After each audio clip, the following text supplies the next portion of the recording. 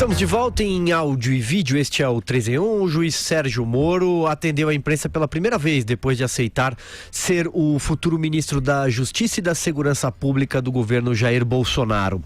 A entrevista continuava enquanto o nosso 3 em 1 começava, mas durante a coletiva ele disse que aceitou o convite para buscar implantar no, abre aspas, governo uma forte agenda anticorrupção. Além disso, confirmou que pretende chamar nomes que trabalham ou trabalharam na Operação Lava Jato para o seu futuro ministério em Brasília, Vera Magalhães. Essa, aliás, é a pergunta para os nossos ouvintes. Pois é, Silvio, foi uma entrevista bastante completa, um Sérgio Moro já bem mais desenvolto do que aquelas que ele concedeu como juiz, né? Falando de vários assuntos, falando de uma forma bastante aberta sobre a reação dos petistas e sobre o fato específico relacionado à condenação do Lula. Então, o que ele disse sobre o Lula?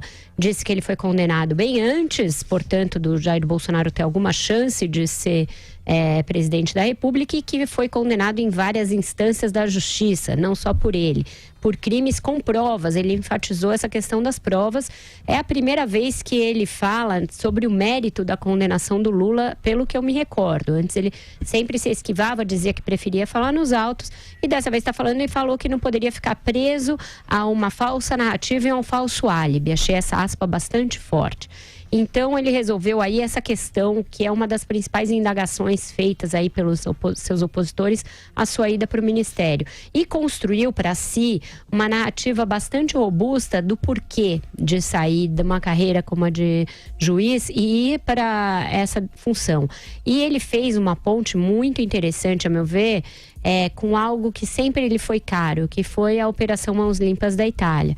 Ele disse, olha, eu estudei a Mãos Limpas e eu vi que lá foi preso muito mais gente que aqui, mas houve retrocessos por falta de segmento político do que a operação fez. Então ele construiu aí a narrativa que justifica o porquê dele estar saindo da investidura de juiz e indo para o Ministério da Justiça. Ele está indo para evitar que se repita no Brasil o que aconteceu na Itália. Então, de novo, ele é como se ele personificasse a justiça em um outro lugar. Eu achei que é uma fala, do ponto de vista narrativo, para aqueles que o admiram, muito inteligente e muito eficiente.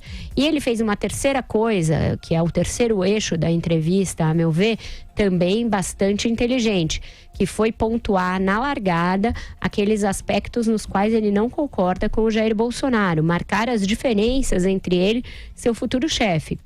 Então ele fez acenos muito vigorosos à imprensa e à importância da imprensa, falou detidamente, não se irritou com nenhuma pergunta, disse ali da importância do trabalho de imprensa, falou que em ações policiais o ideal é que não haja confronto, que se evite o confronto, também marcando uma diferença em relação ao Bolsonaro, e disse que vai trabalhar para que maiorias e minorias convivam em harmonia, que haja harmonia, que ambas sejam respeitadas. São falas escolhidas a dedo para mostrar que ele é o Sérgio Moro e não o Jair Bolsonaro. E ele disse, olha, há várias concordâncias e algumas discordâncias entre mim e o futuro presidente, e elas serão mediadas no dia a dia. Então eu achei uma entrevista muito estudada, de alguém que sentou, se preparou para aquela entrevista. Ele quis responder a cada uma das indagações que havia em relação à sua ida para o Ministério da Justiça, e, a meu ver, ele o fez de uma maneira bastante brilhante, como só ia acontecer no caso do Moro. E também foi questionado sobre uma eventual indicação para o Supremo Tribunal Federal e se isso estava ou não relacionado à sua nomeação para o Ministério. A resposta dele foi: a pergunta é bastante pertinente, mas eu não estabeleci condições. Vamos lá, Andreasa. Muito boa mesmo a entrevista. Aquilo que pude ver, né? Muito clara, uma dimensão exemplar na relação com a imprensa, exemplar inclusive para o governo de que fará parte, aberto, franco, se preparou para a entrevista, criou condições para que a entrevista acontecesse sem qualquer restrição. A outra dimensão mais importante para mim, é o modo como ele fundamentou a escolha, a decisão.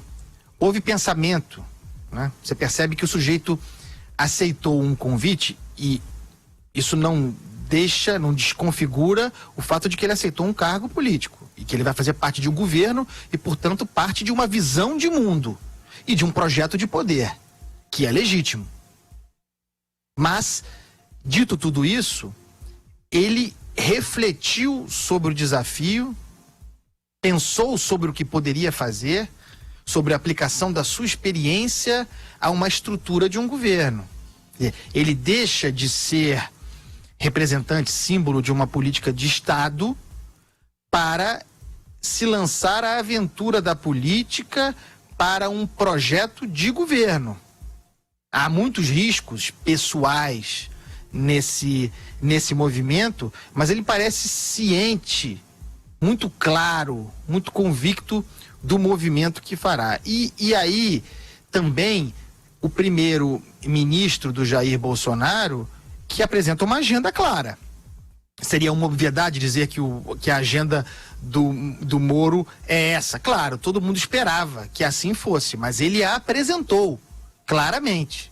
Quer dizer, é um Ministério da Justiça encorpado, um Ministério anticorrupção, o Ministério do Siga o Dinheiro, o Ministério que vai usar a experiência da Lava Jato, de estudo de lavagem de dinheiro para desbaratar o crime, encontrar estruturas criminosas, corruptos. Mas é também um Ministério, e esse é o maior desafio, é também um Ministério de combate ao crime organizado.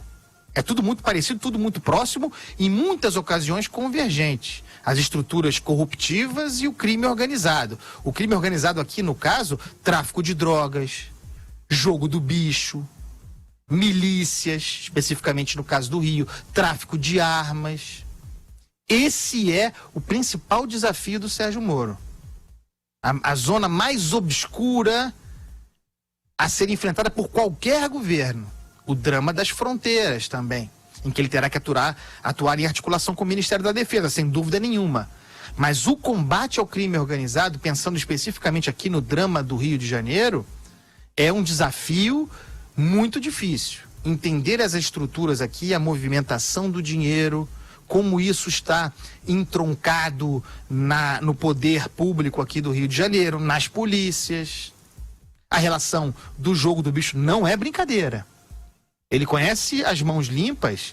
Nós estamos falando aqui de uma estrutura mafiosa. Relação do jogo do bicho com o tráfico de drogas, tráfico de armas. Tem um desafio muito grande pela frente o Sérgio Moro e ele parece consciente dele. É bom. E aí, Joel, o que te chamou a atenção na fala de Sérgio Moro? Olha, Bolsonaro, ouça bem, aprenda com o Sérgio Moro como se conduz aí uma entrevista com a imprensa. Aliás, Paulo Guedes também, hein? Paulo Guedes também poderia aprender um pouquinho com a postura exemplar que o Moro demonstrou, respondendo com calma as indagações da mídia, se posicionando com firmeza e tranquilidade nas questões que foram colocadas a ele, mostrando que tem plano, não dando ideias que ocorrem em algum momento para ele que não foram devidamente refletidas e devidamente planejadas de antemão, e deu aí uma entrevista muito sólida, um grande acerto aí, na minha opinião. Acho que também deve ter acalmado muita gente que estava preocupada. Será que o Moro é um grande partidário do Bolsonaro? Será que ele está aí, no fundo? O Moro desarmou todas as pessoas que estavam com expectativas contrárias a ele. Pelo contrário, se mostrou alguém que tem um posicionamento individual, obviamente respeita o presidente, especialmente pela oportunidade que está sendo dada a ele, mas está ali não por oportunismo pessoal, muito menos como recebendo um favor ou qualquer coisa do tipo. Está ali para fazer um grande trabalho pelo Brasil, de institucionalizar a luta pela corrupção, tal como foi feita na Lava Jato. Se ele de fato conseguir fazer isso, sem dúvida nenhuma vai ser um grande ganho para o Brasil. E soube pontuar, como a Vera citou aqui, divergências também com o Bolsonaro. Por exemplo, polícia que resolve o problema da segurança, não é a polícia que sai matando de forma arbitrária, é a polícia que segue a lei. E é o respeito da lei e o garantimento, inclusive, dos direitos dos criminosos. Com relação a movimentos sociais, não cabe tratar como terroristas, como criminosos de partidas. Isso, aliás, a lei nem sequer permitiria isso.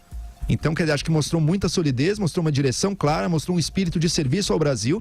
Eu acho que desmontou bastante toda a narrativa contrária a ele que se tinha criado e com tranquilidade, sem uma postura defensiva, acusatória, mostrando aquilo que ele realmente está pensando, quer fazer, apresentou uma visão clara de futuro para o que ele quer fazer para o Ministério da Justiça no Brasil. Eu espero que os outros ministros sejam capazes também de dar esse mesmo tipo de visão, que a gente possa mirar em algo então positivo. Não está combatendo ninguém, está apresentando uma agenda que ele pretende desempenhar.